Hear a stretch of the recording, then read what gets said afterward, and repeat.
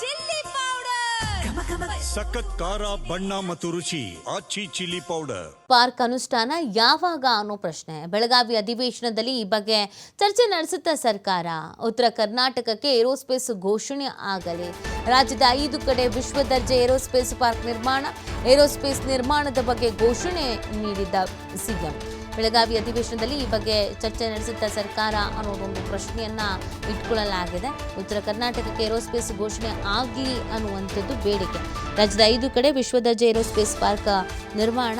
So aerospace ನಿರ್ಮಾಣದ ಬಗ್ಗೆ ಈಗ ಚರ್ಚೆ ಆಗಿ ಘೋಷಣೆಯ ವಿಚಾರ ಚರ್ಚೆ ಆಗ್ತಾ ಇದೆ. ಪ್ರಮುಖವಾಗಿ ಉತ್ತರ ಕರ್ನಾಟಕ ಭಾಗದ ವಿಚಾರಗಳ ಬಗ್ಗೆಯೇ ಫೋಕಸ್ ಮಾಡುವಂಥ ನಿಟ್ಟಿನಲ್ಲಿ ಇವತ್ತು ಈ ವಿಚಾರವು ಚರ್ಚೆಗೆ ಬರಲಿದೆ ಅನ್ನೋದನ್ನು ಹೇಳಲಾಗ್ತಾ ಇದೆ. ಒಂದಷ್ಟು ನಿರೀಕ್ಷೆಯನ್ನು ಇಟ್ಕೊಂಡು ಕಾಯಲಾಗ್ತಾ ಇದೆ. ಬೆಳಗಾವಿ ಅಧಿವೇಶನದಲ್ಲಿ ಈ ಕೆಲವೊಂದಷ್ಟು ಕಾಮಗಾರಿಗಳಾಗಿರ್ಬೋದು, ಅನುದಾನಗಳಾಗಿರ್ಬೋದು, ಯೋಜನೆಗಳ ಅನುಷ್ಠಾನ ಆಗಿರ್ಬೋದು, ಯಾವಾಗಿಂದ ಜಾರಿಗೆ ಬರುತ್ತೆ, ಯಾವಾಗ ಮಾಡ್ತಾರೆ, ನಮ್ಮ ಬೇಡಿಕೆ ಯಾವಾಗ ಈಡೇರುತ್ತೆ ಅಂತ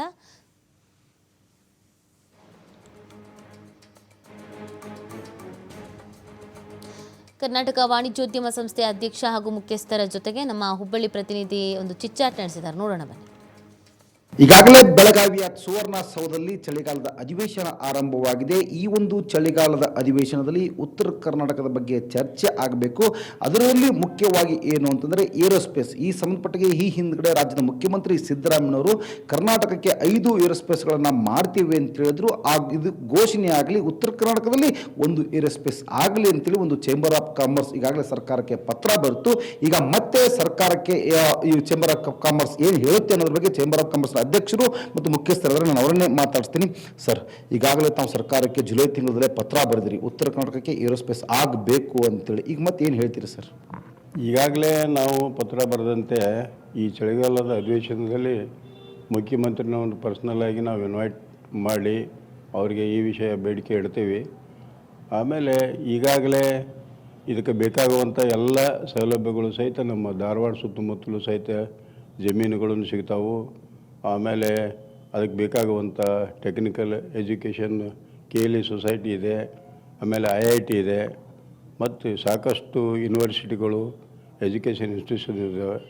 ಅವನ್ನೆಲ್ಲ ಕೂಡಿಕೊಂಡು ನಾವು ಇದರಿಂದ ಪ್ರಯೋಜನ ಪಡ್ಕೋಬೋದು.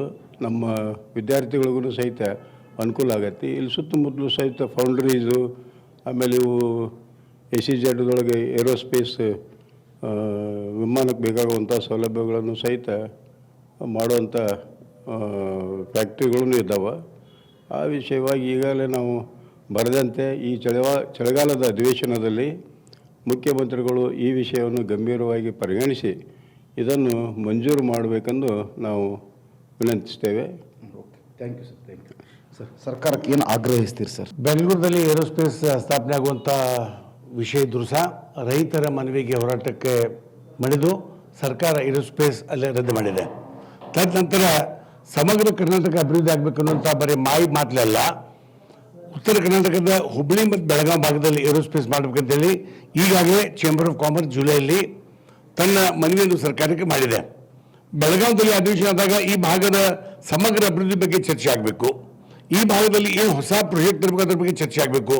ವಿರೋಧ ಪಕ್ಷದವರು ಬರೀ ರೈತರ ಮುಂದಿಟ್ಕೊಂಡು ಹೋರಾಟ ಮಾಡುವ ಜೊತೆಯಲ್ಲಿ ಈ ಏರೋಸ್ಪೇಸ್ ಆಗಬೇಕನ್ನೋಂಥ ಹಕ್ಕು ಒತ್ತಾಯ ಸರ್ಕಾರ ಮೇಲೆ ಒತ್ತಡ ತರುವಂಥ ಕೆಲಸ ಅವರು ಮಾಡಬೇಕು.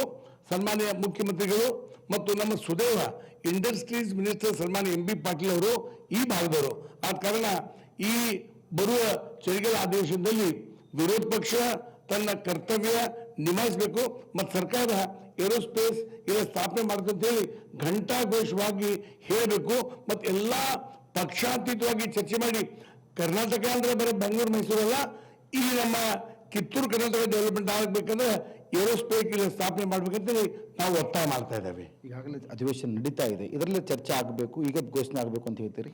ನಾ ಈಗ ಹೇಳಿದಂತೆ ಅನೇಕ ವಿಷಯಗಳಿದ್ದಾಗ ವಿರೋಧ ಪಕ್ಷ ಹೋರಾಟ ಮಾಡ್ತಾರೆ. ಇಂಥ ವಿಷಯ ಬಂದಾಗ ರೈತರು ಬೇಕು, ಅದರ ಜೊತೆಗೆ ಇಂಡಸ್ಟ್ರಿಯಲ್ ಡೆವಲಪ್ಮೆಂಟ್ ಆದಾಗ ಮಾತ್ರ ಆ ಭಾಗ ಬೆಳೀತದೆ. ಆದ ಕಾರಣ ವಿರೋಧ ಪಕ್ಷದವರು ಒತ್ತಾಯ ಮಾಡಬೇಕು ಮತ್ತು